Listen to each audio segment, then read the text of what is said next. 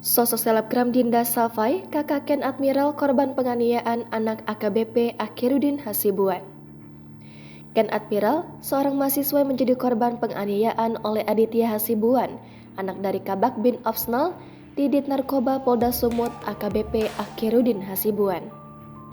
Aksi penganiayaan terhadap Ken Admiral itu disaksikan secara langsung oleh ayah pelaku, AKBP Akhirudin Hasibuan, yang membiarkan kejadian sadis itu terjadi.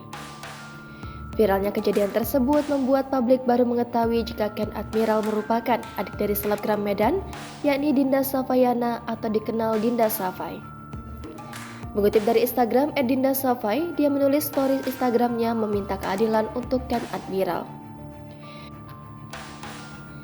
Dinda Safai merupakan seorang selebgram sekaligus YouTuber yang sempat viral beberapa waktu lalu. Wanita berparas cantik ini lahir di Jakarta 23 tahun silam. Ia dikenal pertama kali sebagai seorang YouTuber dengan nama channel Dinda Safai. Selain berprofesi sebagai YouTuber dan selebgram, Dinda Safai juga merupakan seorang entrepreneur. Dinda Safai rupanya memiliki sejumlah bisnis yang bergerak di bidang kecantikan dan hotel. Di usianya yang masih relatif muda, ia sudah memiliki usaha di bidang kecantikan dengan nama Beauty by DS. Selain itu, ia juga tercatat sebagai pendiri Sweets Hotel.